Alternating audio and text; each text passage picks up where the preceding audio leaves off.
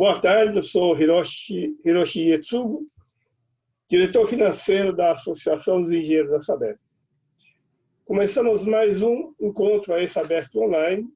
Nossos encontros abordam temas de saneamento, do meio ambiente e de inovação, conectando o setor do saneamento, seus profissionais e a sociedade. Esta é uma das iniciativas da ESABESP, dando continuidade às suas atividades nesse período, como as preparações para o 31º Encontro Técnico FENASAN 2020, que agora tem nova data, de 15 a 17 de dezembro. Ressaltamos que estamos acompanhando a situação nacional e mundial e seguindo as orientações das autoridades e órgãos competentes de saúde. Estamos confiantes na melhoria do cenário e trabalhando muito para promover o desenvolvimento do setor de saneamento ambiental do Brasil. Nesse encontro de hoje, nós vamos falar sobre estudos de viabilidade econômica e financeira de projetos. Este webinar terá moderação de André Luiz Aires Dias, tecnólogo em processamento de dados e gerente de departamento da Unidade de Negócios Norte da Sabesp. Nosso palestrante convidado é Mariano Seikit Futema, mestre em administração de empresas. Lembramos a todos que esse webinar está sendo gravado e o vídeo ficará disponível no site da ESABESP para quem quiser assistir de novo ou compartilhar. Você que está nos assistindo pode fazer perguntas pelo chat. É só clicar no ícone abaixo desse vídeo ao final da apresentação. Nosso convidado responderá às questões. André e Mariano, muito obrigado por aceitar o nosso convite. Obrigado, eu que agradeço, Hiroshi. Passo a palavra para o André. Boa tarde, senhor Hiroshi. Tudo tranquilo? Saudade de você. Boa tarde, professor. Boa tarde a todos. Boa tarde. Obrigado aí pela participação. Segundo estão falando aqui no ponto, estamos com uma audiência boa aí, passando de 150, por enquanto. Agradecer a Viviana também pelo convite, né? Começamos tudo lá no começo de 2019, hoje nós estamos aqui. Acho que é um tema muito relevante, se a gente pensar até no cenário atual, o que a gente vai ter que trabalhar em cima desse tema, eu acho que cada vez vai ter uma maior relevância e vai ser preciso que a gente entenda e que capacite cada vez mais pessoas nesse tema. Para a gente falar um pouquinho, acho que o professor aí pode até, depois quiser contribuir, nós em começo de 2019, em um bate-papo com a Vivi, pensamos em buscar a capacitação, como nós falamos, para que mais profissionais da empresa pudessem realizar estudos de viabilidade. Então, ou para um potencial negócio, para novos negócios. E aí surgiu essa possibilidade com o professor Mariano, que já tinha feito diversos trabalhos aí, inclusive de GVA na empresa. E aí fomos modulando, ele fez a proposta desse treinamento e já tivemos a primeira turma, acho que em março de 2019. Até hoje já temos quase uma centena de pessoas treinadas aí nesse curso, entendo que foi um sucesso do curso. A qualidade do curso, não só pela quantidade, mas muitos profissionais que fizeram, entraram em contato e já até remeteram alguns trabalhos que foram feitos após o treinamento. E agora nós vamos estar dando início, né, até pela situação atual, nós estamos mudando da plataforma presencial, que era até então, e estamos entrando na plataforma online. Então, hoje nós vamos estar dando início aí, em junho nós vamos ter a primeira turma, de 20 a 22 de junho, depois no decorrer aí da fala, eu coloco aqui no link, o link da ESABESP, com o curso, e aí nós vamos ter essa primeira turma, acho que o professor vai explanar um pouquinho melhor, vai contar para nós do que se trata, essas coisas. Então, eu acho que eu não vou me alongar, que a palestra aí é ótima, conheço um pouco aí desse tema, e novamente o professor vai dar um show aí para a gente. Tá bom? E aí, como sempre, como o Hiroshi até me explicou algumas vezes, quebrando um pouco o protocolo, queria agradecer a presença do professor, dar a ele a palavra, mas já entrar com uma pergunta. Antes até de entrar com o tema, se puder depois, antes de um pouquinho do treinamento, falar para nós para que serve, qual a importância desse estudo de viabilidade para as empresas. Aí depois a gente entra no tema. Obrigado a todos e uma ótima palestra aí, professor. Muito obrigado. Muito obrigado. Acho que vocês todos estão ouvindo. Primeiro, eu gostaria de agradecer aí o convite de vocês para participar desse webinar. Agradeço ao Hiroshi pelo início, pela apresentação, pela disposição da ESABESP em fazer mais esse curso que visa capacitar os profissionais da área de saneamento. Agradeço também ao André, com quem a gente já teve bastante contato, tanto para esse webinar, como para o curso no ano passado, como ele bem historiou. Isso tudo teve início no início do ano passado, quando nós fomos procurados pelo pessoal da Sabesp com o objetivo de ver se era possível preparar algum curso que abordasse esse tema de análise de investimentos. Então, foi feito o ano passado e com aquele sucesso que o André nos comentou. A minha experiência com webinar é nenhuma, então eu vou pedir a vocês aí escusas antecipadamente se algum probleminha acontecer, mas a gente vai tentando se adaptar a essas novas tecnologias. A idade já é maior, então as dificuldades de adaptação a essas tecnologias são maiores. Mas para poder a gente falar um pouquinho sobre isso, quer dizer, eu preparei um pequeno material que a gente vai apresentar e vai tentar, com esse material, fazer o quê? Cobrir aquele conteúdo que é apresentado no curso. Tá? Então, eu vou compartilhar com vocês esse material e é isso que eu gostaria que vocês me dissessem se estão conseguindo ver direitinho. Tá? Um momentinho só.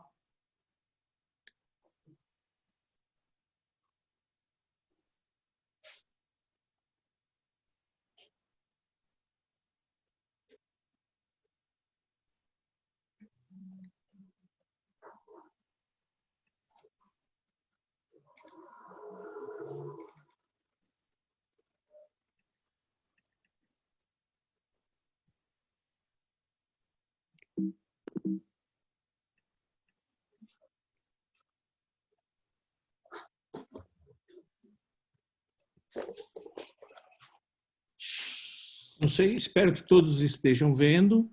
Acho que já devem ter recebido aí. Quer dizer, na verdade, o objetivo é a gente cobrir nesse curso que a gente planeja fazer online através da ESABESP, um estudo de viabilidade econômico-financeira de projetos, né? E já tentando responder essa primeira pergunta lançada pelo André, quer dizer, por que o que é e por que serve o estudo de viabilidade econômico-financeira de projetos? Então, uma primeira coisa muito simples, tá? Quer dizer, a gente busca, através do estudo da viabilidade econômico-financeira dos projetos, avaliar se um determinado projeto é viável ou não. Isso significa dizer, vamos usar uma ferramenta que nos auxilie na compreensão e nos auxilie a entender e usar as informações que a gente tem sobre aquele projeto. Ou seja, entender se um projeto é viável ou se não é viável. Qual o impacto que ele tem na empresa. Né? E por que a gente tem que se preocupar tanto com estudo de viabilidade econômico-financeira de projetos? Especialmente em determinados setores. Em alguns setores, eu estou falando de setores da economia, em alguns setores da economia, por exemplo, os investimentos, os projetos, são projetos que costumam ser, especialmente, por exemplo, o setor de saneamento, são investimentos de grande monta, de grande valor, que implicam em aporte de uma soma muito grande de recursos e são investimentos que duram muito tempo, 20 anos, 30 anos, 40 anos, 50 anos ou mais. Significa dizer, a empresa usa recursos esses que são de quem? São dos seus acionistas, na forma de quê? Na forma, por exemplo, de dinheiro que ela já tem em casa, ou seja, de recursos que ela tem, ou toma um dinheiro emprestado, ou faz uma mistura dos dois. Dinheiro emprestado, dinheiro que ela tem em casa. Também podemos tomar dinheiro emprestado, usar o dinheiro que tenho em casa e ainda pedir um aporte para os acionistas. Então, a empresa está buscando recursos para investir nos projetos. Por isso, e esses projetos duram muito tempo. Como eles duram esse prazo que a gente falou, eles têm impactos muito grandes na empresa. Então, empresas que a gente costuma dizer que investem muito dinheiro, empresas de capital intensivo, empresas que investem muito dinheiro, chamam-se empresas de capital intensivo. Tem essa característica de grandes somas de recursos são aportadas para fazer os seus investimentos e esses investimentos têm prazos de maturação muito longa. Significa dizer, muito cuidado é necessário ter nesses casos. Por quê?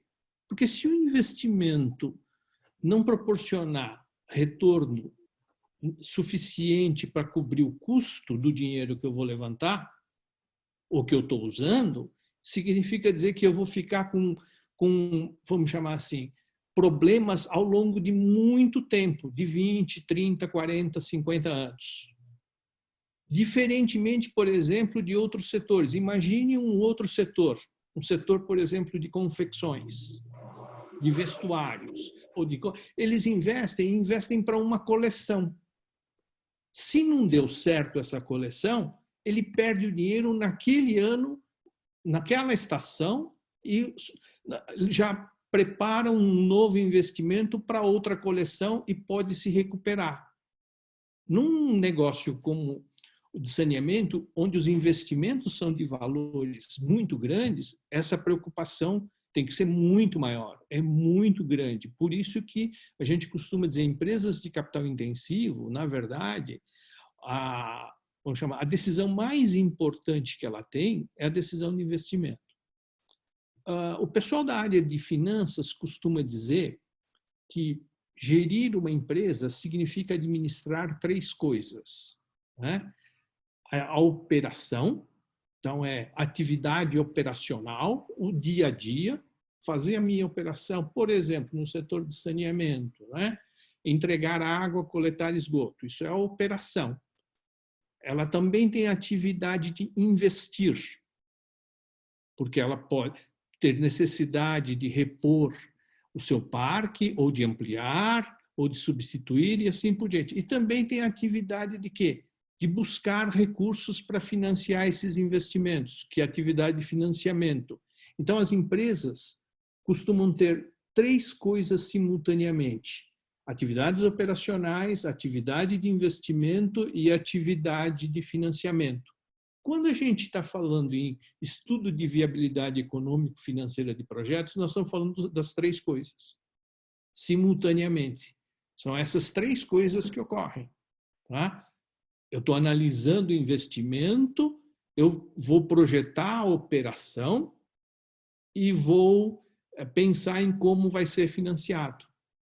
Então, essa vamos chamar assim, isso é um dos principais aspectos quando a gente fala de estudo de viabilidade econômico-financeira de projetos.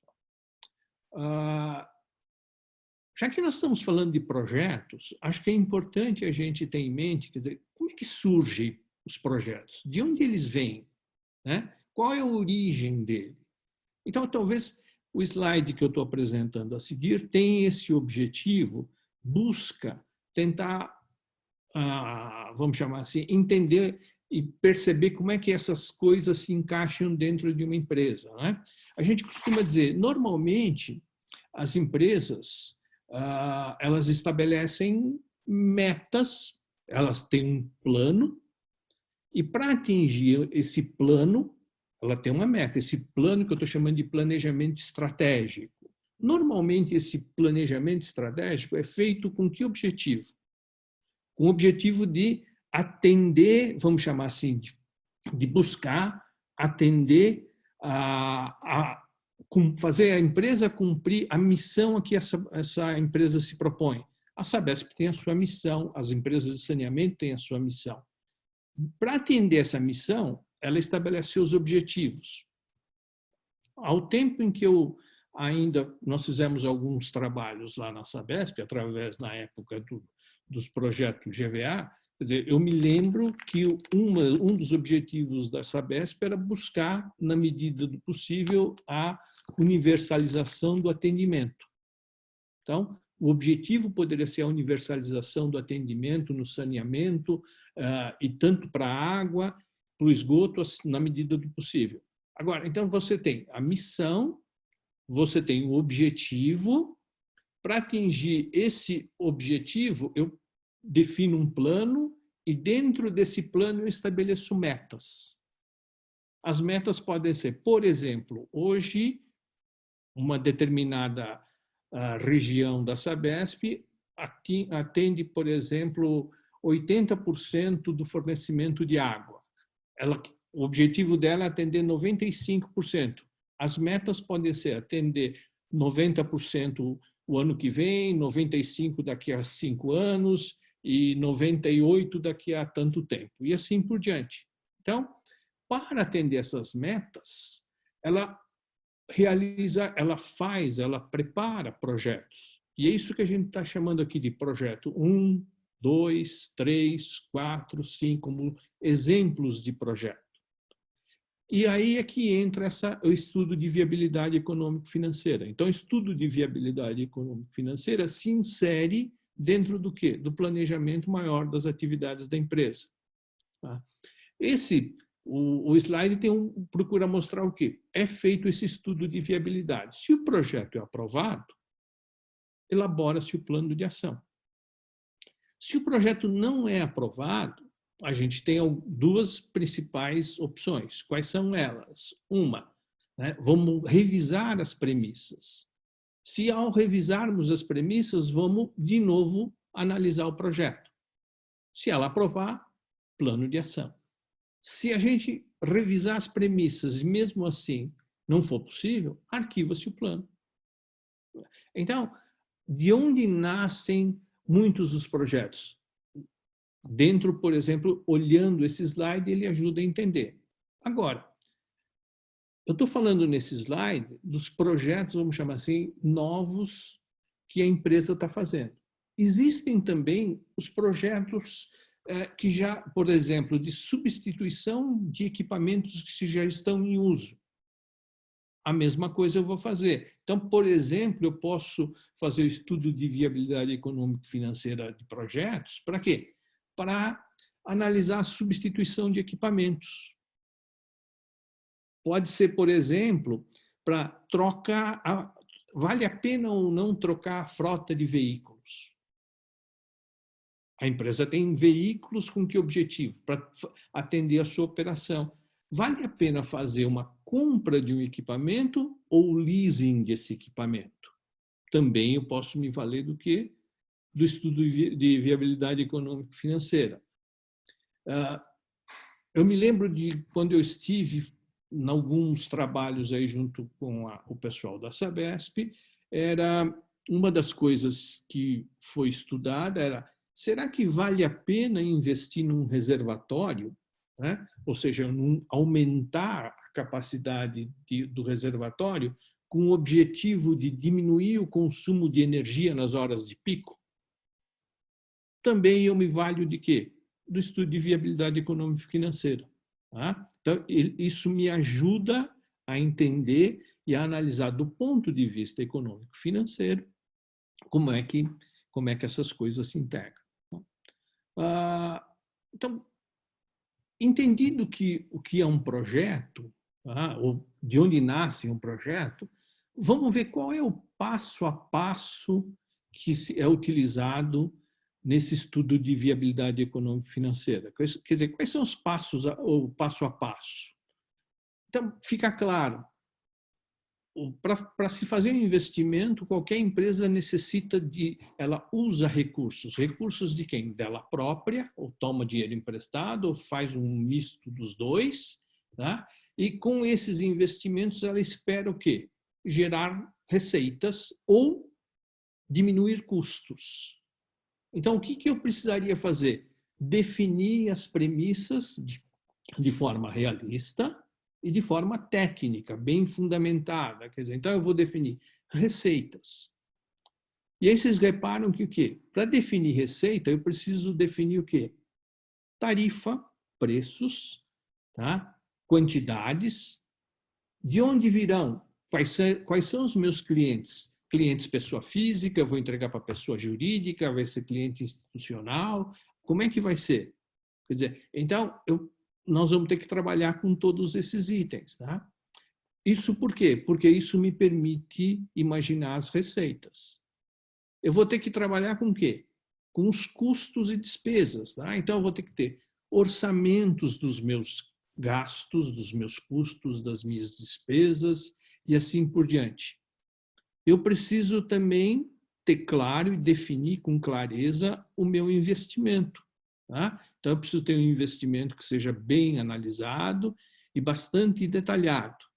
Tá? Por quê? Porque isso me facilita a elaboração das projeções. Tá? Eu vou fazer projeções de quê? De fluxos de caixa, como está no item 2. E projetar fluxos de caixa de quê? De entradas de dinheiro, receitas, e de saídas de dinheiro, custos e despesas, além do investimento que eu faço. Então, o passo a passo vamos chamar assim, é trabalhar nesses itens. Agora, é só isso? Não. Eu preciso também pensar no quê? Bom, essas entradas e saídas de dinheiro provavelmente vai representar alguma sobra de recursos, as entradas menos saídas, ela vai se distribuir ao longo do tempo. Inicialmente se exigiu um grande aporte de dinheiro no investimento. Posteriormente, eu vou ter entradas de recursos distribuídos ao longo do tempo. Então, isso é que é importante. Eu preciso... o projeto dura quanto tempo? Dura 30 anos. Eu precisaria projetar o fluxo de caixa por quanto? Por 30 anos. É difícil projetar. É verdade, eu concordo, é difícil projetar. Mas eu tenho que projetar. Tá? O pior é não fazê-lo. Eu tenho que fazer. E aí existem uma série de técnicas que podem ajudar nas projeções futuras aí. Bom, então, nós estamos falando de entradas de recursos, que são as receitas, saídas de recursos, que são orçamento de custos e investimentos, e com os dois eu tenho fluxos de caixa. Obviamente também, eu passei muito por cima aqui, eu tenho nos custos e despesas, pagamento de salários, pagamento de impostos, enfim, todos os terceiros e todos eles eu tenho que imaginar. Tudo isso eu tenho que imaginar aqui e colocar no meu fluxo de caixa. Esse fluxo de caixa é projetado pelo tempo de vida do projeto. Com esse tempo de vida do projeto, eu tenho, olha, o projeto vai durar 30 anos, eu projeto fluxo de caixa de 30 anos. Tenho investimento.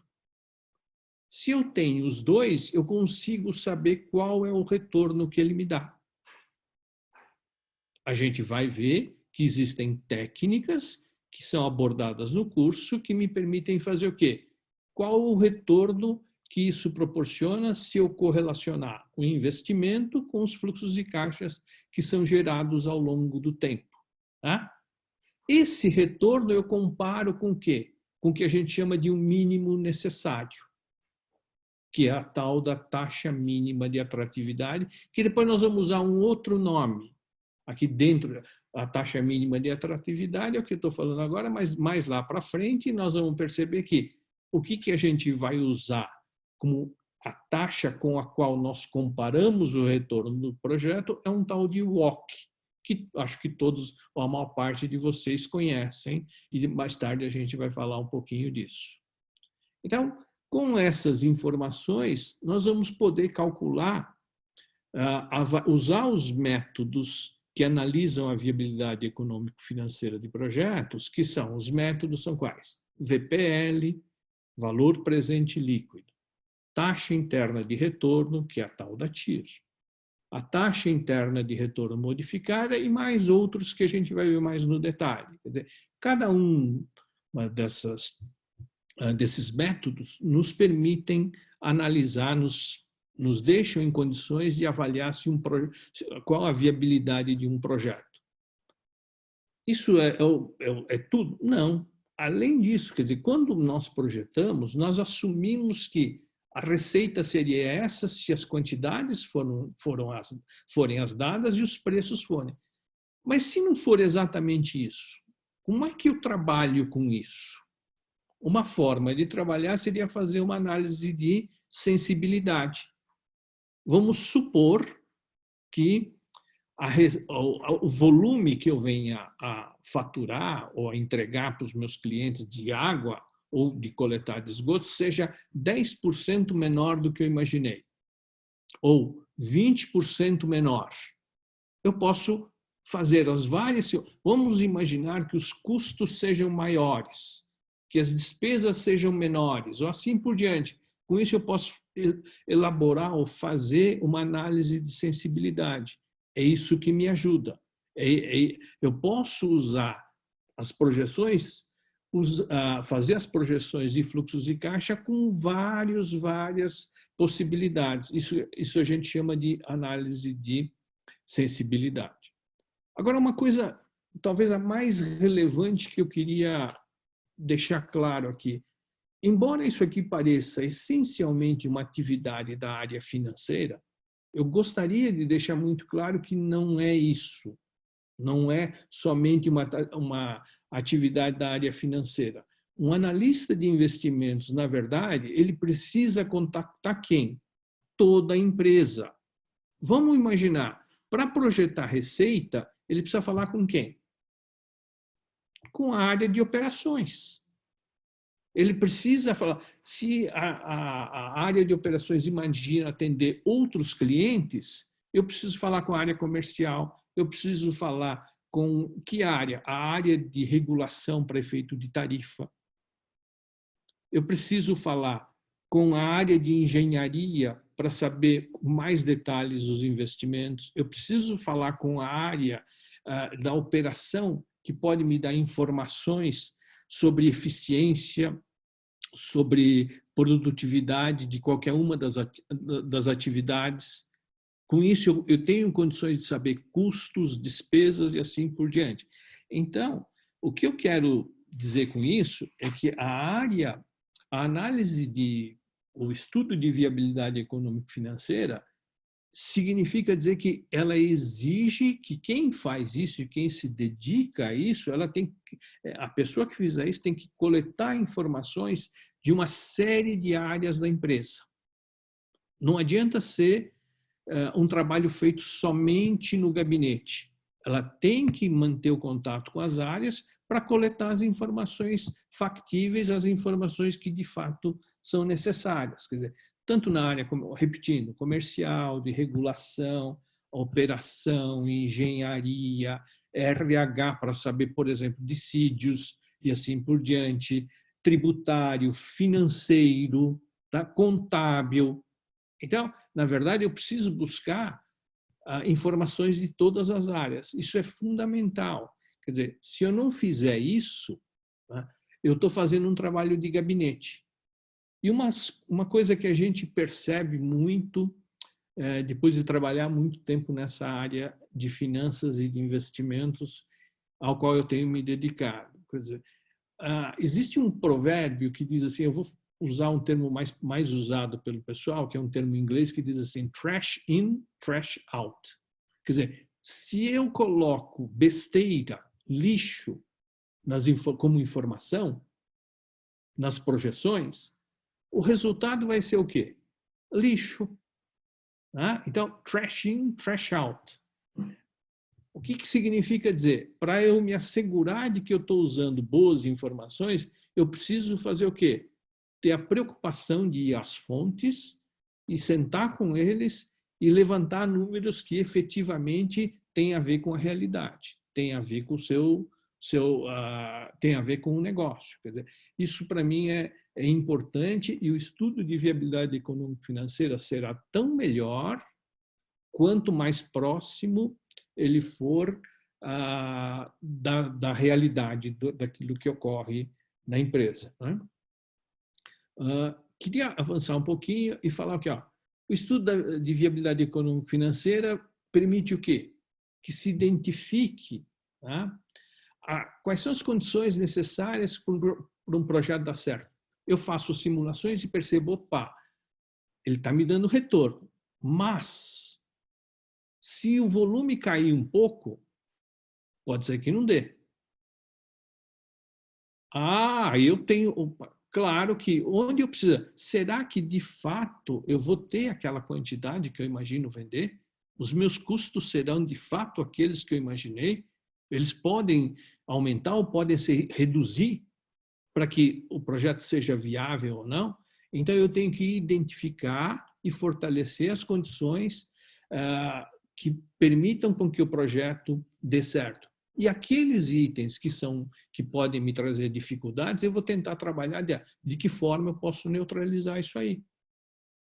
Como é que eu posso fazer isso aí? Fazendo simulações. Tá? Não é uma única análise que me permite, uma única projeção que vai me dar o resultado. Ela vai me dar o resultado na medida em que eu for fazendo uma série de simulações. Ok. Para a gente poder fazer esse estudo de viabilidade econômico-financeira, vocês estão vendo que a gente precisa de informações. Por isso que eu estava dizendo, precisa de informações da onde? Das áreas comerciais, das áreas das operações, das áreas financeiras e assim por diante. Então, para isso, esse programa, esse curso, procura demonstrar, procura trazer a vocês a necessidade de entender um pouco essas informações. Essas informações saem de onde? Por exemplo, das demonstrações financeiras. E por que elas estão lá nas demonstrações financeiras? Porque boa parte das informações daquilo que a empresa realiza está refletida nas suas demonstrações financeiras. Tudo está refletido lá? Certamente que não. Mas aquelas informações que têm, vamos chamar, implicação monetária, estão lá. Todas elas estão lá. Então, é importante a gente entender um pouco as demonstrações financeiras. O objetivo aqui não é, de maneira nenhuma, até porque não daria com o tempo que a gente tem disponível, não é de maneira nenhuma fazer com que os participantes do curso venham a ser contadores, fazer análises de demonstração financeira, nada disso. E sim que eles consigam utilizar as informações. Então, o que a gente vai procurar fazer nesse curso? É uma introdução muito breve das principais demonstrações financeiras que existem nas empresas. E nós vamos fazer também o quê? Uma série de exercícios. Por que a gente faz exercícios?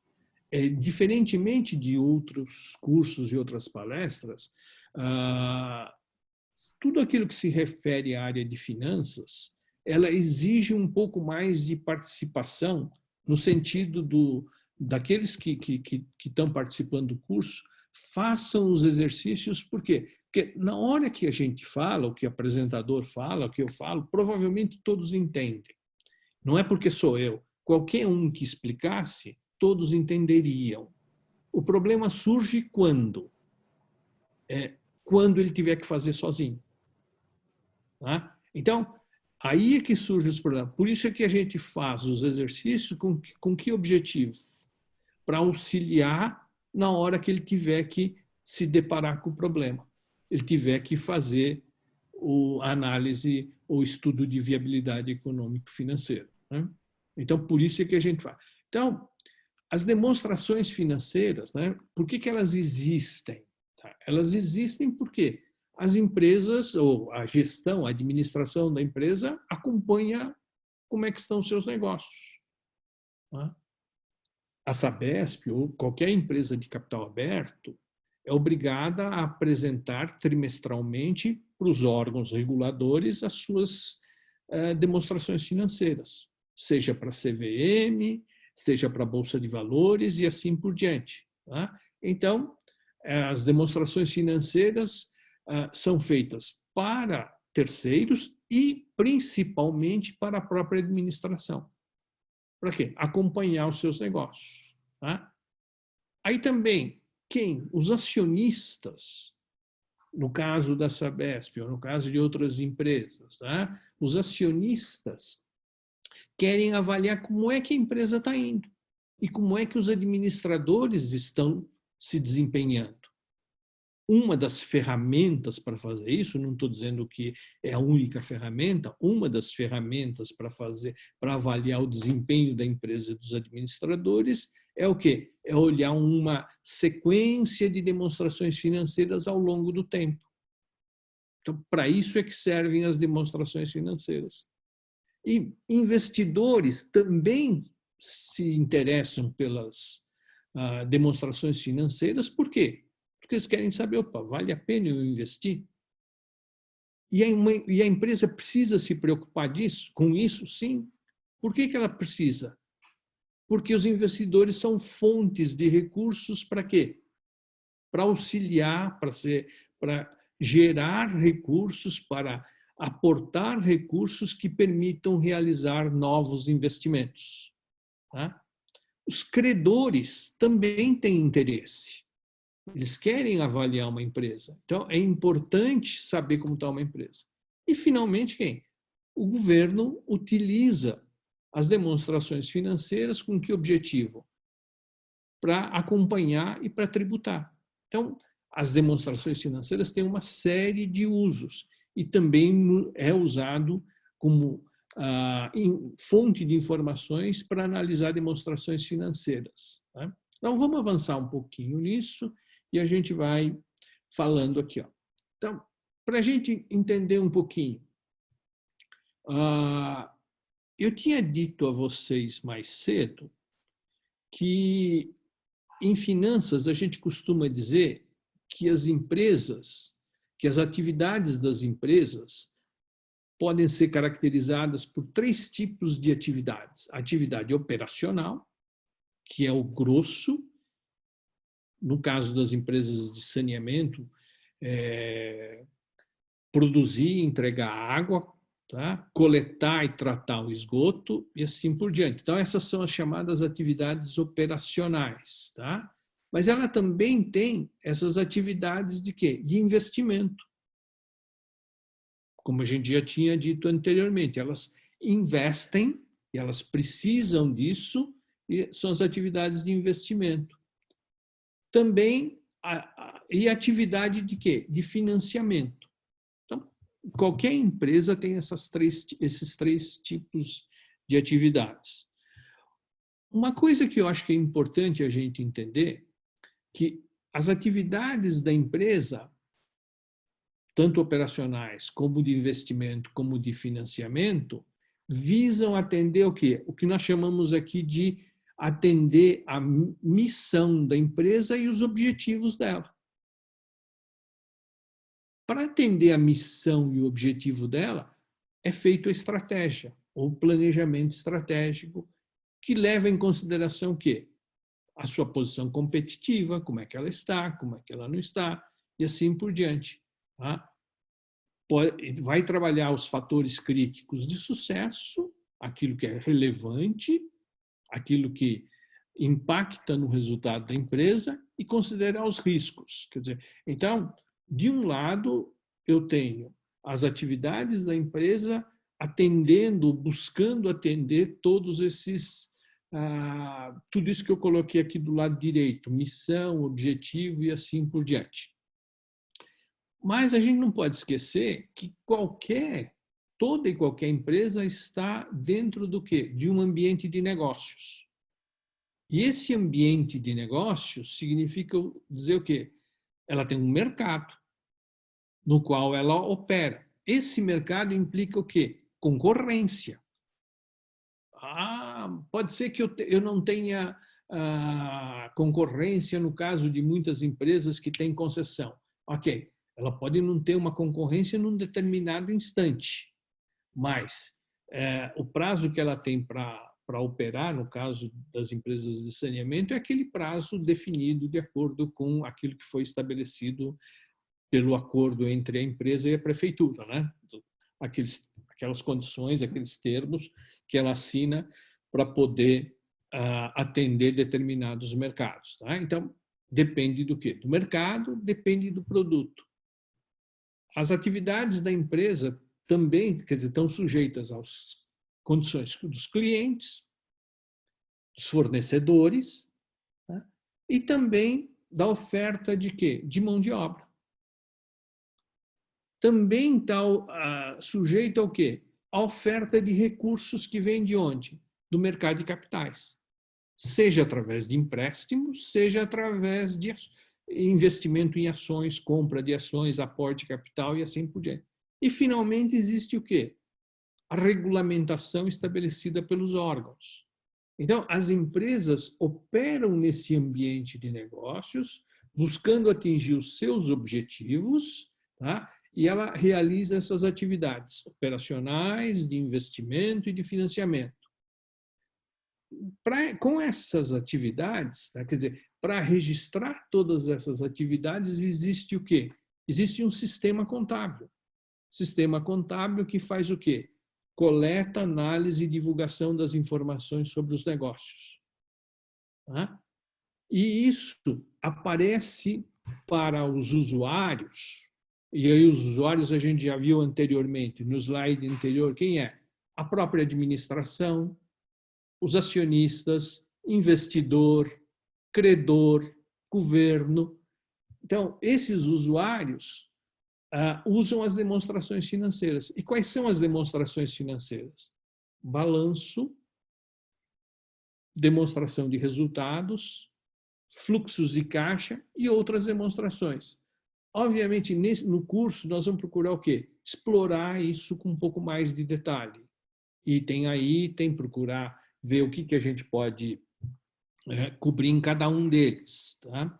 Não é nenhum, obviamente, dada a limitação de tempo, quer dizer, não é nenhuma, a gente não tem nenhum objetivo de fazer com que sejam experts em demonstrações financeiras, e sim que consigam entender minimamente e consigam utilizar as informações lá existentes. Tá? Só um reparo que a gente costuma sempre levantar, porque eu acho que é muito importante. Né? Nessas demonstrações financeiras, nós falamos do balanço, das demonstrações de resultado, do fluxo de caixa e de outros. E muitas vezes há uma confusão muito grande entre demonstração de resultado e fluxo de caixa. Né? Muitas pessoas costumam confundir isso, imaginando que aquilo que eu tive, que aparece na demonstração de resultado, que é muito popular, que é muito utilizado, a empresa teve um lucro de tanto, significa dizer que esse tanto é aquilo que ela gerou de caixa. Isso a gente vai ver que não é assim. Uma coisa é o lucro que ela gerou. Outra coisa é o quanto ela obteve de fluxos de caixa, quanto sobrou de dinheiro. Tá? Por quê? E por que isso ocorre? Porque as demonstrações financeiras, ao serem feitas, elas obedecem uma série de regras. Regras essas que são estabelecidas aí tanto pelos órgãos reguladores e pelas práticas contábeis. Tá? Então, essas regras fazem com que, muitas vezes, aquilo que a gente vê como lucro não é o caixa que a empresa obteve. Né? É fácil de entender isso? É fácil, é fácil. É só imaginar uma empresa que, por exemplo, vendeu tudo para receber, digamos, em 390 dias, tá? E se você olhar o lucro dela, foi muito alto. Só que naquele ano ela não recebeu nada. Por quê? Porque tudo entrou no ano seguinte. Então, ela teve lucro, mas não teve caixa. A mesma coisa vale para saídas de dinheiro. É lançado ali como custo ou despesa e pode não ter sido pago. Então, é importante entender isso e olhar um pouquinho as demonstrações financeiras a gente vai falar um pouquinho, isso é como é que a gente pode, a partir das demonstrações de resultado e de balanço, entender um pouquinho o fluxo de caixa. É uma das coisas que a gente vai procurar trabalhar. Por que isso? Porque as demonstrações mais comuns que existem e mais fáceis e primeiras que estão sempre à disposição da gente são as demonstrações de resultado. O fluxo de caixa tem, sem dúvida nenhuma, tá? Mas nem sempre na velocidade que a gente precisa. Voltando então para a importância, e isso que a gente está dizendo do fluxo de caixa. Por que a gente insiste e fala muito no fluxo de caixa, ou no caixa? Porque se a gente entender isso, se a gente perceber como é que é uma operação da empresa, ela vai ver que praticamente tudo transita pelo caixa. É só imaginar, a empresa produz água, coleta esgoto e assim por diante. Então, quando ela produz água, para produzir água, ela utilizou-se de quê? De energia, por exemplo, elétrica. Usou químicos, cloro para tratar a água, insumos. Pagou terceiros, pagou salários. Então, quando ela utiliza energia, insumo, terceiros ou salário, saiu de dinheiro do caixa para quê? Para tudo isso, para comprar energia, para pagar insumo, para pagar salários, para pagar terceiros. Tudo isso entra no quê? No custo de produzir água e coletar esgoto. Além disso, para poder fazer isso, a empresa se vale do quê? Daquilo que ela já tem investido no seu, que a gente chama de ativo imobilizado, ativo, quer dizer, ela tem lá o seu reservatório, as suas bombas, os seus equipamentos e assim por diante. Só que esses investimentos no imobilizado, nos equipamentos, duram muito mais tempo do que apenas um exercício, um ano comercial. Duram bastante mais tempo. Então, nós teríamos que considerar o quê? O custo desse item. E o custo desse item, desses itens, é tratado como? Através de uma conta chamada depreciação, que a gente adiciona ao custo. Então, os custos para produzir estão ali. Aquilo que está do lado esquerdo, energia, insumo, serviço, terceiros, mais a depreciação. Se a gente depois quiser falar com um pouco mais de rigor, precisaria até nos preocuparmos como é que nós tratamos essa depreciação. Por quê? Porque existem aí outras sofisticações, que é assim, a contabilidade, por razões legais, considera a depreciação de acordo com a vida ela considera a vida do equipamento ou do investimento aquilo que a legislação permite. Mas pode ser que o equipamento ou o investimento dure mais ou menos tempo do que a legislação permite. Isso causa uma diferença no valor da depreciação. Um exemplo muito simples, mas muito simples, por exemplo, tá? Pela legislação, qualquer investimento em informática normalmente é depreciado em 5 anos. Só que, provavelmente, boa parte dos equipamentos se tornam obsoletos com prazos muito menores, tá? Porque eles ficam ultrapassados. Então, eu deveria tratar isso de forma adequada, tá? Então, tudo isso compõe o custo. Então, a gente entende que compõe o custo, essa água coletada e entregue, o esgoto tratado, elas são, vamos chamar assim, cobrados dos seus clientes, que pode ser recebido à vista, vai o dinheiro para o caixa. Que pode ser recebido a prazo, que vai por contas a receber, que depois entra no caixa. Então, se vocês perceberem, todos esses itens passam pelo fluxo de caixa. Tá? Quer dizer, o que passa pelo fluxo de caixa? O recebimento da cobrança. Tá? O pagamento da energia consumida, dos insumos, dos terceiros, dos salários, dos impostos e assim por diante. Os investimentos, Tá? Então, olhando lá em cima, eu tenho lá saída de dinheiro para quê? Além do que está aqui embaixo, eu tenho ali para pagar imposto, para pagar juros, para pagar dividendos.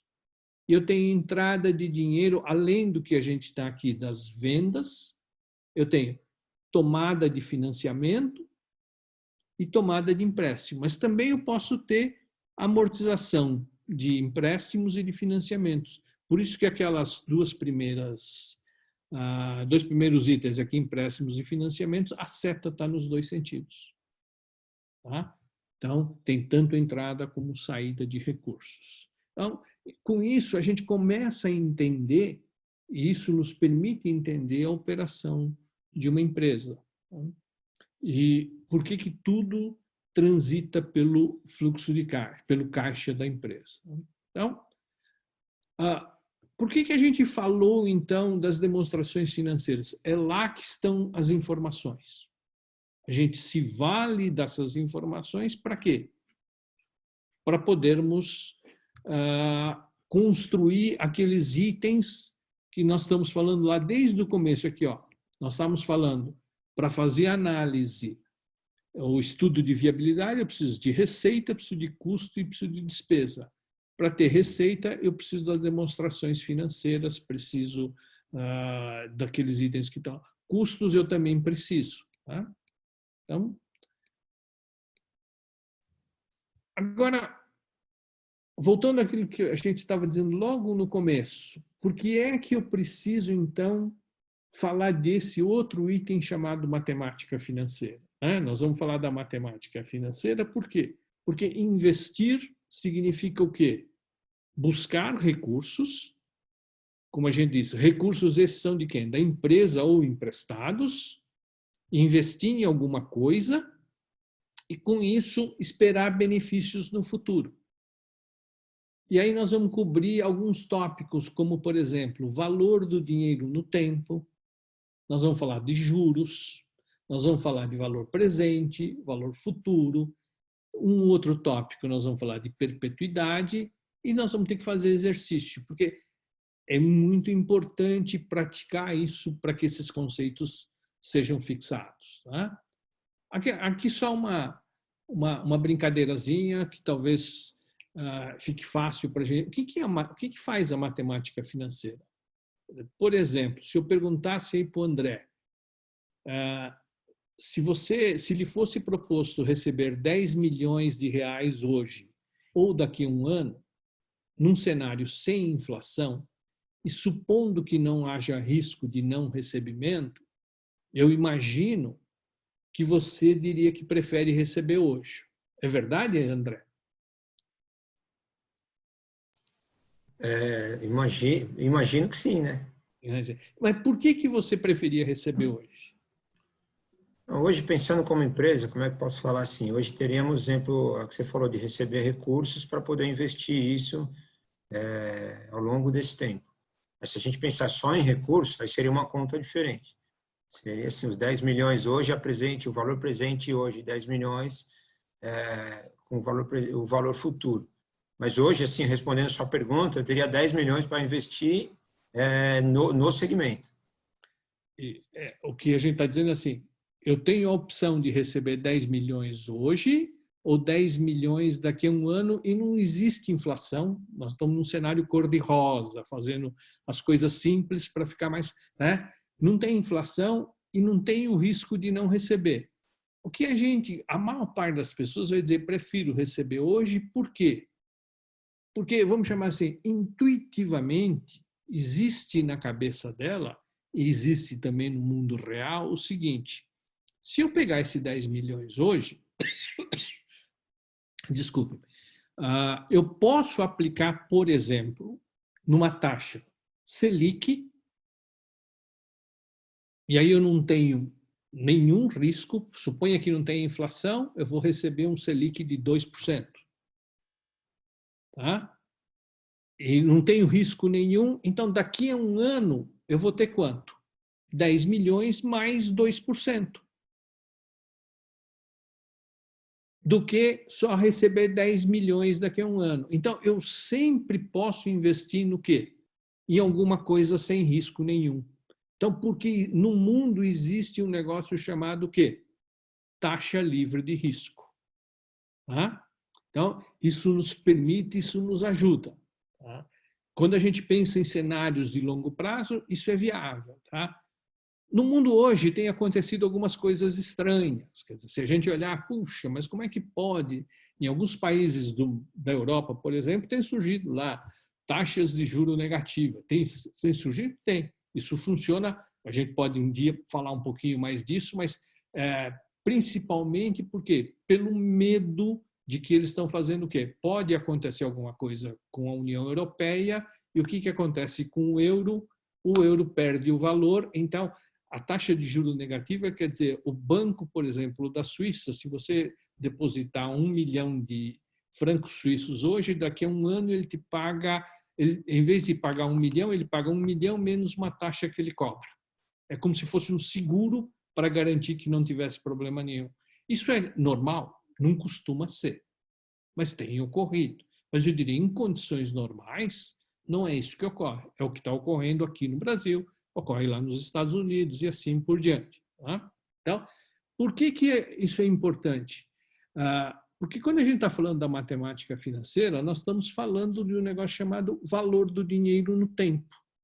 E porque sempre existe a possibilidade de eu investir em algo sem risco. Agora, outra coisa aqui, ó. No exemplo anterior, se a proposta fosse receber 10 milhões hoje ou 15 daqui a um ano, provavelmente, eu nem vou perguntar para o André, mas provavelmente ele diria, eu prefiro receber 15 daqui a um ano. Por que isso? Supondo que também não haja inflação e não haja risco de não recebimento. E por que isso acontece? Porque automaticamente o André fez a seguinte conta. Puxa vida, 10 milhões hoje ou 15 daqui a um ano, significa dizer que em um ano eu estou recebendo um retorno de quanto? 50%. E automaticamente ele comparou contra o quê? Contra as opções de mercado. Contra o que ele ganharia se aplicasse em outras coisas. Voltando, por exemplo, do Brasil aqui, se nós estamos falando de Selic, nós estamos falando o quê? Uma taxa de 2%. Então, com certeza. Agora, a matemática financeira, então, está lidando com que questões? Isso ela nos permite, a gente, a partir daqui, consegue entender. Ela está trabalhando com algumas coisas como valor hoje, os 10 milhões, valor no futuro, os 15 milhões, um prazo, um ano e a taxa que eu calculei. Então, a matemática financeira o tempo inteiro vai trabalhando com essas variáveis. Valor hoje, valor no futuro, prazos e taxas. Quando você está fazendo investimento, o que você está fazendo? Valor hoje que eu estou investindo e vou receber diversos dinheiros ao longo do tempo. Pode ser em 30 anos. Valores não são iguais, valores diferentes, e existe uma técnica de eu calcular qual é a taxa disso. Então, a matemática financeira é isso. E essa taxa que eu obtiver, eu comparo contra o quê? Contra o que a gente chama de custo do dinheiro. Tá?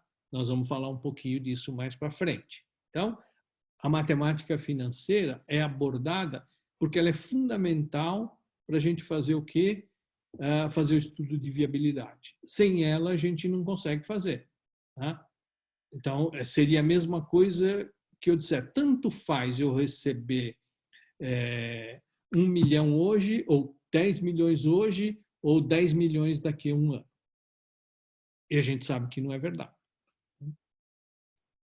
Então, a gente costuma dizer, né, esses conceitos da matemática financeira são usadas tanto nas decisões empresariais como nas decisões pessoais.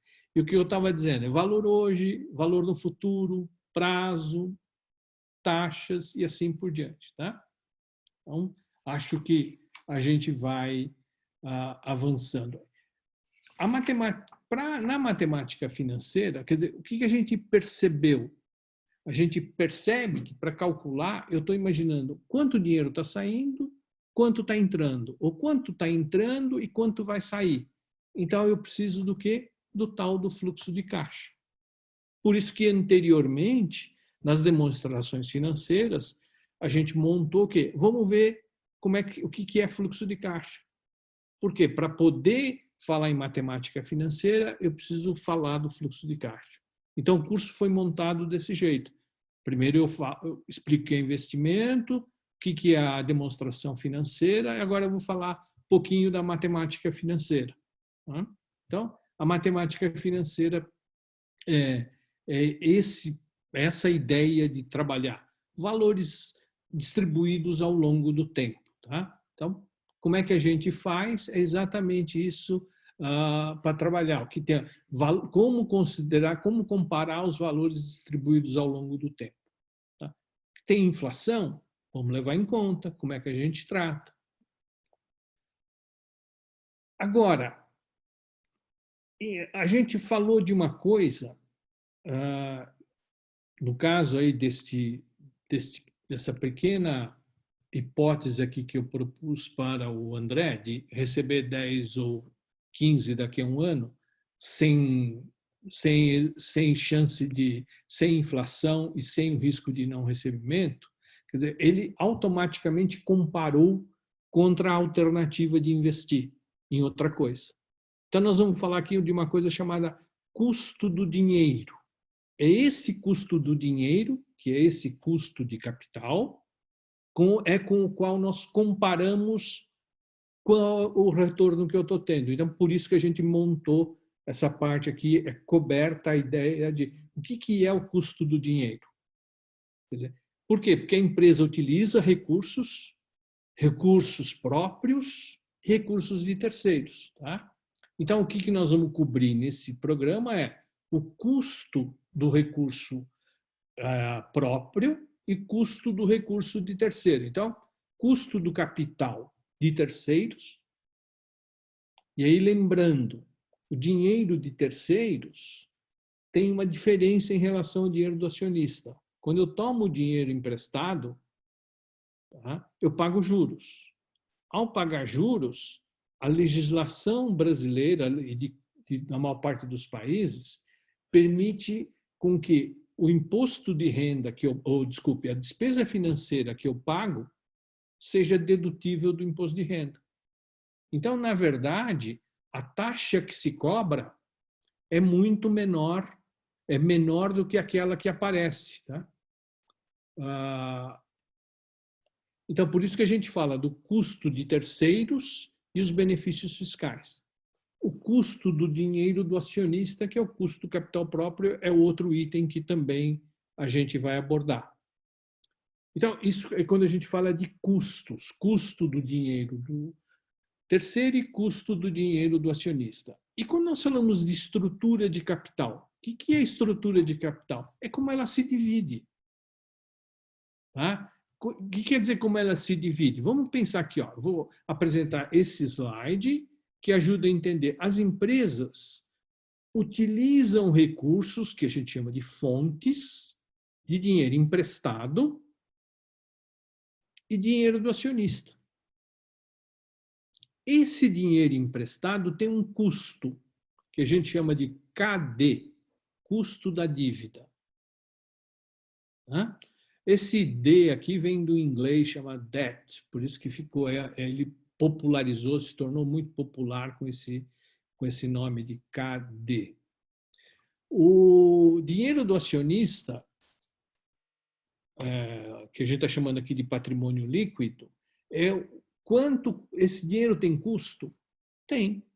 É o dinheiro do acionista. É o quanto ele quer receber por ter investido num negócio. E o que é estrutura de capital? É qual é a proporção aqui, ó. Eu posso ter 50% aqui, 50% aqui embaixo, 30% aqui, 70% aqui embaixo, 40%, 60% e assim por diante. Então, estrutura de capital discute o quê? Essa proporção de recursos. E agora esses recursos aqui têm custos. Então, o custo do acionista está aqui embaixo, que é o CAE, e o custo da dívida. E qual é o dinheiro mais caro e qual é o dinheiro mais barato, na sua opinião, André? Entendo que seja o financiado, né? Principalmente por causa do poder abater o Então, imposto. o dinheiro o custo do dinheiro financiado, o custo da dívida, você está dizendo, ele é mais barato do que o dinheiro Próprio. próprio. Do Por acionista. algumas razões. Então, vamos entender o quê? Quais são as razões que o dinheiro do empréstimo é mais barato que o dinheiro do acionista? A primeira delas, qualquer emprestador de dinheiro, banco, agências internacionais que emprestam dinheiro, debenturistas que compram título da empresa e assim por diante, ao emprestar, conceder dinheiro para a empresa, o que ele pede? Garantia. O que quer dizer garantia? Quer dizer que caso a empresa venha a ter problema, esse emprestador do dinheiro vai usar o quê? Essa garantia para receber aquilo que ele emprestou. Então, qual é o risco de ele não receber? É minorado por quê? Por essa garantia. Então, a taxa que ele cobra por conta disso já é um pouco menor. Os acionistas que estão aqui embaixo, no E, quando eles colocam dinheiro aí na empresa, qual a garantia que ele tem de receber? Nenhuma. Se a empresa não der lucro, não conseguir distribuir, ele perdeu o dinheiro. Além disso, se a empresa tiver dificuldades mais para frente e vier a ser liquidada, quem é que tem prioridade no recebimento? Os emprestadores de dinheiro. Os acionistas têm prioridade? Não, eles são os últimos a receber. Então, quem corre mais risco? É o acionista. Quem tem menos risco? É o emprestador de dinheiro. É o que nós estamos chamando de D. E o acionista tem um risco muito maior. Então, como ele tem risco maior, o KE é maior que o KD. Tá? O risco. Então, imagine uma empresa que tenha 50% de dinheiro emprestado e 50% de dinheiro próprio. Só para simplificar. Vamos imaginar que essa empresa tenha, por exemplo, o custo do acionista, eu estou fazendo uma conta bem simples, seja 10% ao ano, CAE. E o custo do dinheiro emprestado seja 6% ao ano. Então, como é 50% para cada lado, o custo da empresa como um todo é a média. A média vai ser o quê? 8%. Porque é os 6% da dívida vezes 50% dá 3%, mais os 10% do acionista vezes 50% dá 5%, dá 8%. Então, o dinheiro custa 8% ao ano. Se fosse 100% o dinheiro do acionista, custaria quanto? 10%. Então, o custo do dinheiro diminui em certa medida, tá? À medida que eu vou usando o quê? O dinheiro emprestado. Agora, isso significa dizer que eu posso usar quase tudo de dinheiro emprestado, vamos supor, 90% de D e 10% de E? Provavelmente não. Por quê? Porque se o emprestador de dinheiro,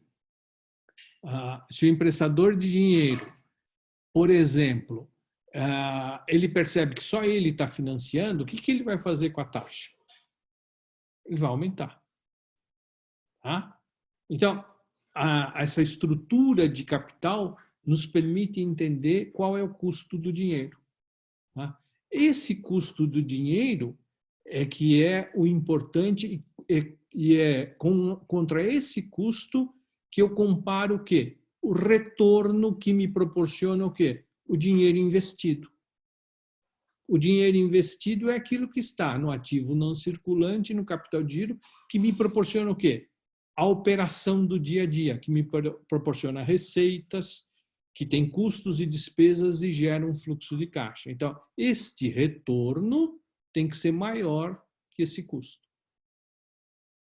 Tá? Então, essa, vamos chamar, isso é alguma coisa importante que a gente procura falar sobre esse custo de capital e que a gente mostra a estrutura de capital, que são as relações entre o dinheiro próprio e o dinheiro emprestado. Esse custo de capital, então, é essa média. A gente também, eu já acabei dizendo aqui, né, as razões pelas quais as empresas usam dívidas. Tá? O custo da dívida é mais baixo porque os credores geralmente exigem garantia. E aí ele tem prioridade no recebimento. O custo da dívida não cresce com o aumento do faturamento. Assim, com maiores receitas, sobra mais para o acionista. Isso a gente está chamando que é alavancagem financeira. Porém, o inverso é verdadeiro. Isto é, os juros não diminuem se o faturamento cair, aumentando o risco de não pagamento pela empresa. E o que é o benefício fiscal? Elas são dedutíveis para efeito de imposto de renda.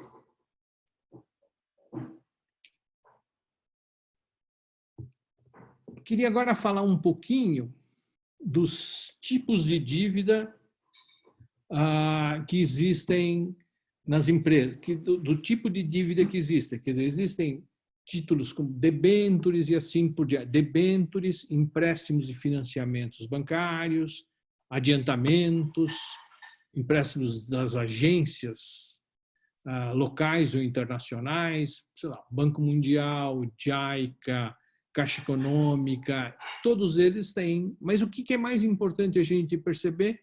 Que esses, vamos chamar assim, esses empréstimos têm contratos que estabelecem regras e condições para isso.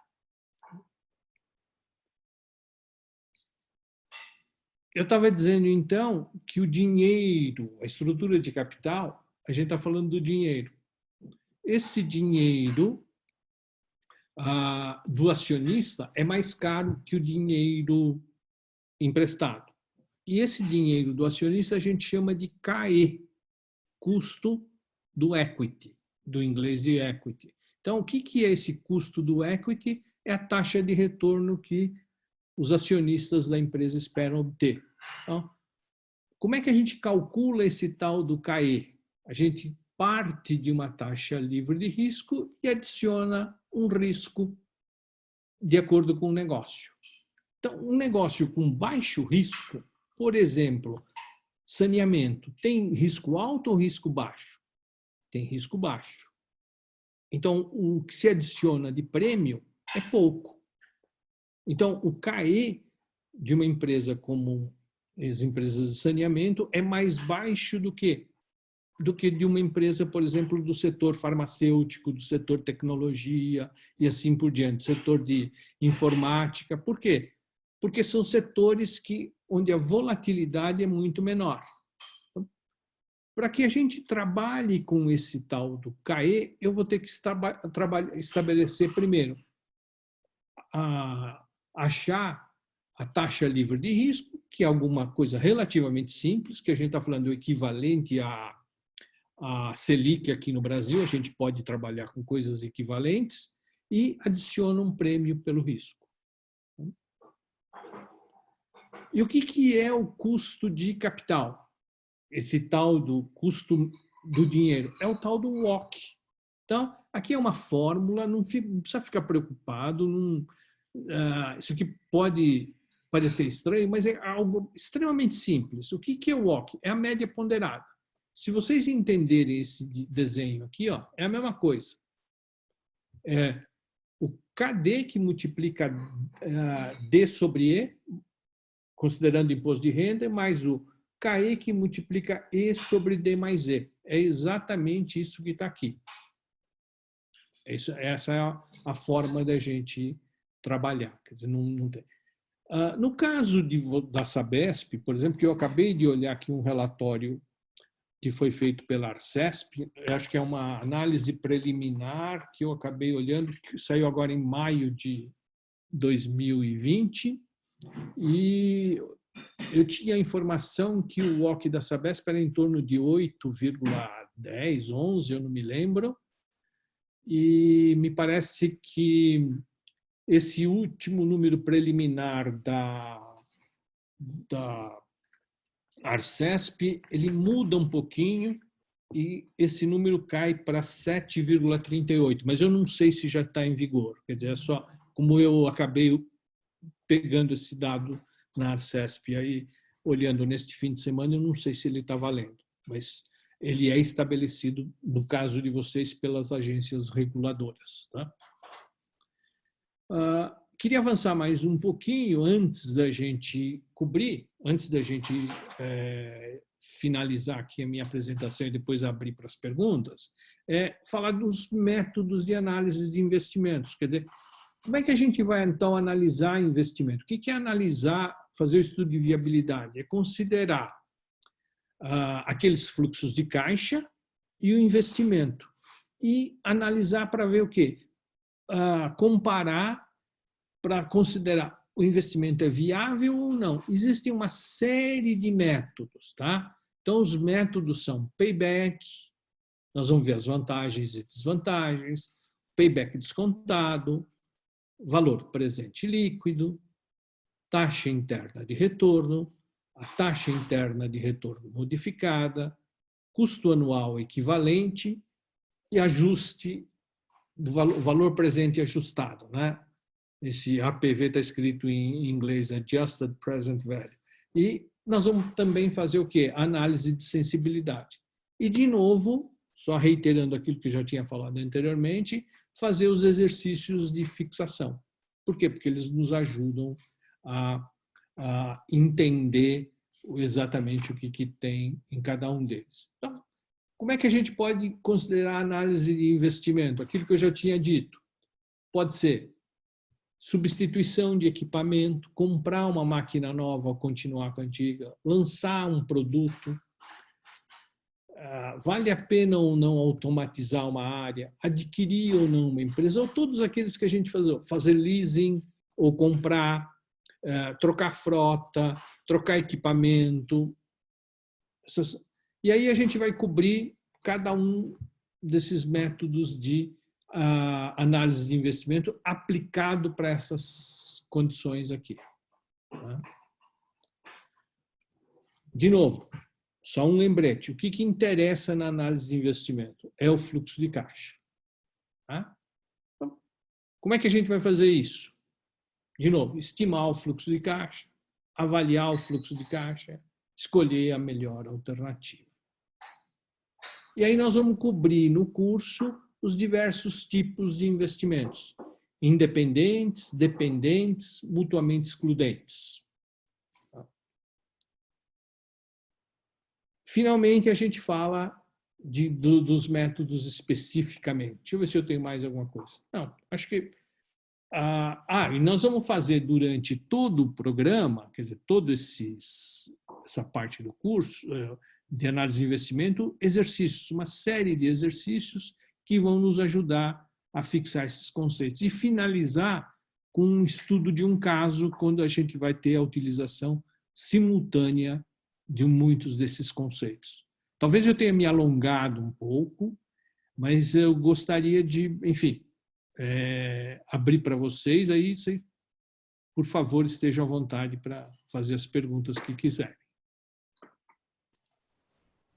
Professor, primeiro, obrigado pela aula. Cada vez que a gente conversa é uma provocação diferente. Já combinar melhor, hein, professor? Mas a gente, sim, recebemos algumas perguntas aí. Não vai dar para... Tem algumas, eu acho que a gente vai juntar em blocos aqui, acho que dá para ir para o mesmo tema, né? Sim. Começar aqui com algumas aqui. Voltando um pouquinho lá no começo, daqui chegou uma pergunta para nós. Sobre análise de sensibilidade, que você falou lá no começo da sua apresentação. me chegaram aqui algumas dúvidas assim. Quando você fala de análise de sensibilidade, para algumas variáveis que não são tão explícitas, alguns segmentos de mercados que não são tão explícitos, se você está falando em fazer, por exemplo, experiências, simulações, tem algumas entradas e variáveis que a gente vai conhecer após a implantação do projeto.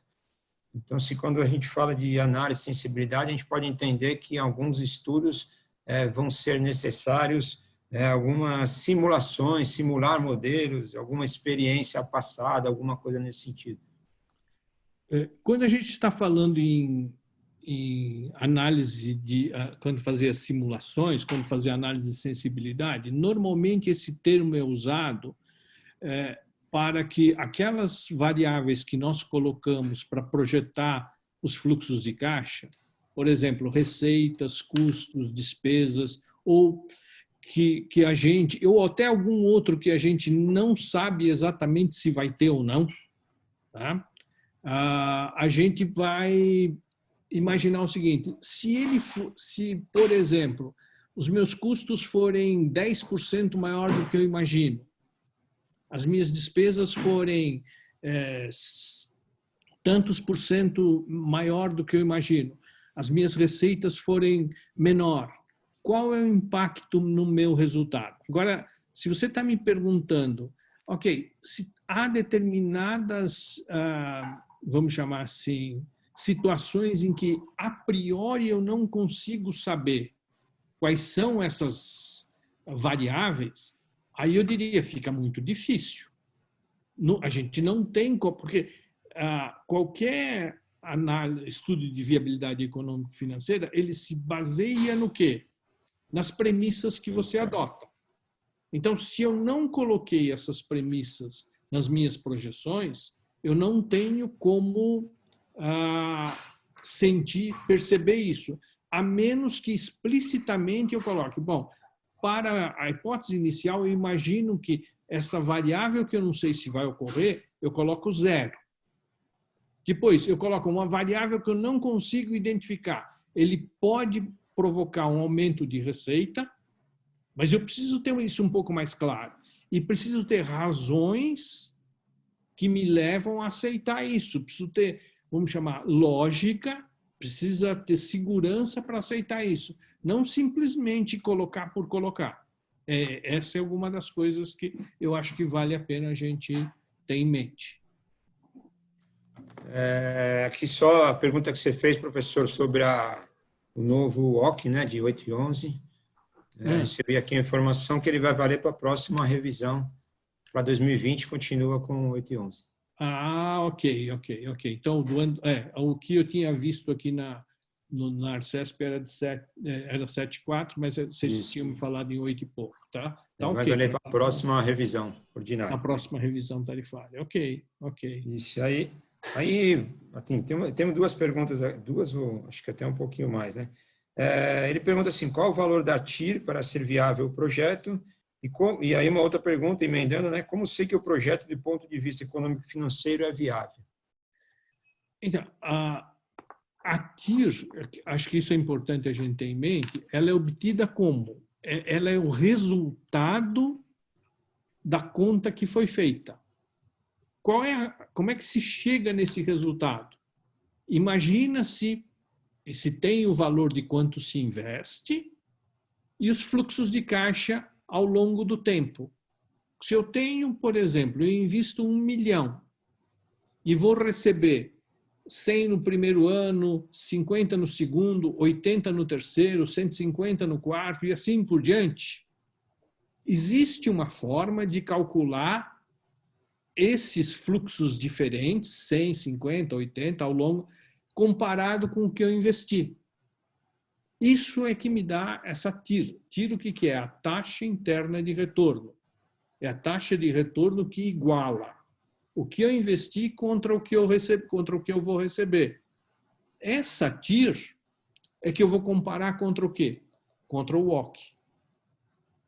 Tá? Contra o custo do dinheiro.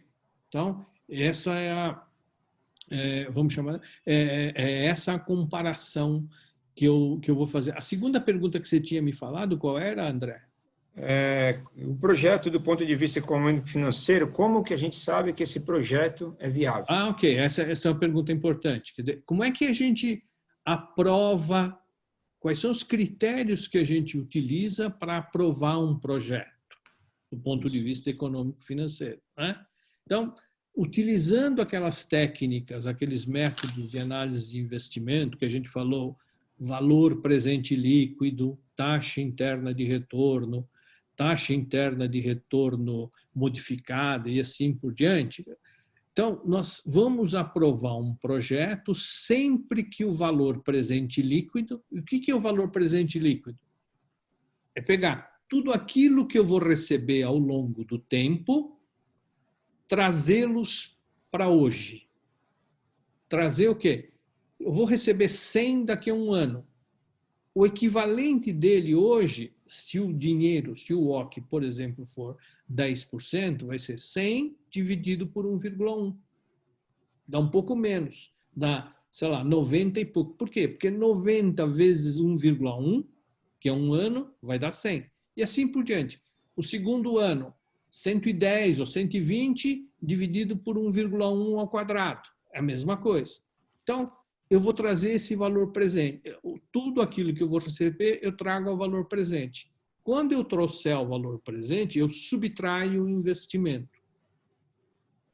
Se esse valor for maior que zero, os investimentos são aceitos. Se ele for menor que zero, teoricamente, os investimentos vão ser devem ser revisados. Por quê? Porque eles, do ponto de vista econômico, ele não é viável economicamente. Então, do ponto de vista do VPL, é isso. Do ponto de vista da taxa interna de retorno, essa taxa que a gente obtiver, eu vou comparar contra o quê? Contra o custo do dinheiro, né? Então, a forma com que eu comparo é exatamente isso. A gente vai ver durante o curso como é que se faz isso. Vou fazer mais uma ou duas aqui, só informando assim, como nós tivemos bastante perguntas, e até pelo avançar do tempo, a gente combina aqui, da gente pegar todas as perguntas, a gente responde aqui a cada um pelo cadastro, foi deixado o e-mail, a gente responde a todos. Sim. São duas perguntas aqui interessantes, que eu entendo que era legal a gente abordar, e chegaram bastante contribuições, perguntando assim, por que as PPPs, as parcerias públicos-privadas, e as SPS são interessantes? Tá, ok. Então, vamos falar de cada uma delas, né? Quer dizer, o que são as PPPs e o que são as SPS, né? O que nós estamos falando das SPS? São sociedades de propósito específico, né? Sociedade de propósito específico é criada com que objetivo? Normalmente ela é criada com o objetivo de minimizarmos ou isolarmos o custo, ou isolarmos os riscos, vamos chamar assim, mais do que custo, isolarmos os riscos do negócio. É por isso que se cria uma sociedade de propósito específico. O exemplo mais clássico disso aí, que é muito comum a gente encontrar, são os empreendimentos imobiliários. Imagine uma incorporadora que está fazendo um empreendimento e esse empreendimento ela tem, sei lá, 20 unidades ou 20 apartamentos que ela vende, recebe dinheiro ao longo, ou no início, antes de entregar, e depois de entregar pode também receber os recursos, e ela entrega o imóvel que ela está construindo. O que é importante é que os recursos utilizados nesse empreendimento não se misturem com o dinheiro de outros empreendimentos que essa incorporadora possa ter. Por quê? Porque se for misturado, pode acontecer de um empreendimento que está sendo, por exemplo, viável, acabar financiando um que está sendo inviável. Tá? Então, o objetivo é isolar os riscos do negócio, fazer com que cada empreendimento por si arque com as suas consequências. Se aquele grupo não está performando corretamente, ele vai ter os problemas, para não afetar os outros empreendimentos. Então, a área imobiliária é exemplo típico, o consórcio também é exemplo típico.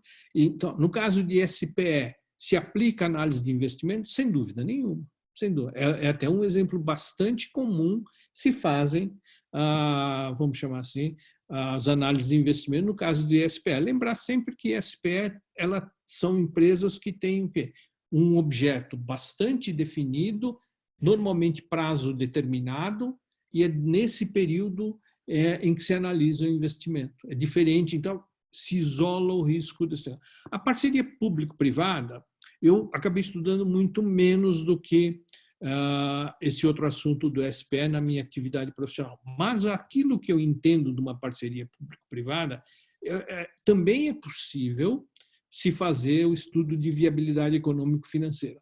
Normalmente, existe alguma similaridade entre a parceria público-privada, porque pelo que eu li, não muito detidamente, mas pelo que eu li das parcerias público-privadas, elas acabam se constituindo através também de uma formação de uma SPE, por quê? De novo, para não misturar. Então, para isolar os riscos do próprio negócio, do próprio empreendimento, para não se misturar com outras atividades, tanto da área pública, que está investindo no negócio, como do investidor privado que está tocando. Então, é aplicável? Sem dúvida nenhuma, é totalmente aplicável. Tá? E aí, acho que para a gente pegar com uma última, acho que tem a ver bastante com o tema e com o curso, o Antônio Sim. Godoy fez a pergunta assim: qual a ferramenta mais indicada para a realização de um EVEF? A ferramenta mais indicada Se você para pode recomendar alguma ferramenta ou isso é um conjunto de análise, uma ferramenta específica. Para fazer análise de estudo de viabilidade econômica financeira, eu diria assim, se ele está me perguntando se existe um software que faz isso, acho que não. Até onde eu sei, quer dizer, até onde eu tenho participado e acompanhado isso, você nunca vai conseguir fugir da necessidade de ter as informações, aquelas todas que nós falamos, considerar as receitas, considerar os custos e despesas e assim por diante. Quer dizer, então, somente os cálculos, vamos chamar assim, trazer o valor presente, considerar isso, devem existir softwares que fazem isso e o próprio Excel acaba nos ajudando muito. Sim, era até uma provocação que a gente entende que isso aqui, para fazer esses estudos, a gente vai precisar muito da experiência e do know-how de cada um no seu segmento, mas que esse curso aí, é isso que a gente queria chegar, é um curso que a gente falou muito de saneamento, mas nós tivemos uma experiência aí de muita empresa, até fora do saneamento, que já realizou o curso, então fica aberto aí, que nós falamos bastante, grande parte do público que está assistindo a gente é da Sabesp, é do saneamento, né, ou são empresas parceiras, mas também estamos vendo aqui, até pelo nome das empresas que estão aqui, tem bastante gente de fora do saneamento, então fica assim a experiência e um convite que é um curso aberto ao mercado e não um curso segmentado para saneamento. Não sei se é isso mesmo, professor? É isso mesmo, quer dizer, embora ele seja realizado nas instalações ou sob os auspícios da Associação dos Engenheiros da Sabesp, ela é um curso aberto e os conceitos lá que a gente deve cobrir são aplicáveis a todos os demais segmentos. Eu acho que é isso. A gente responde as próximas. Professor, muito obrigado. Bom te ver novamente. A gente se fala muito por telefone. Agradeço a todos a participação. Retorno a palavra ao nosso amigo Hiroshi. Muito obrigado. Agradecer a Viviane pela oportunidade. Um abraço a todos. Eu também agradeço. Muito obrigado. Bom, então eu quero agradecer a participação do professor Mariano, da moderação do André, e também a todos que acompanharam esse webinar. E lembrar que esse vídeo vai estar disponível no site da nossa associação, para quem quiser assistir novamente, bem como para compartilhar. A associação tem um próximo webinar online programado para o dia 10 de junho, e o link para inscrição está no nosso site e no chat. No nosso site também você encontra todas as informações sobre nossos cursos e os preparativos para o 31º Encontro Técnico FENASAN 2020, que também está em nossas redes sociais e segue em comunicados por e-mail marketing. Se você quiser receber nosso comunicado, basta se cadastrar no site www.sabesp.org.br. Muito obrigado a todos e boa tarde.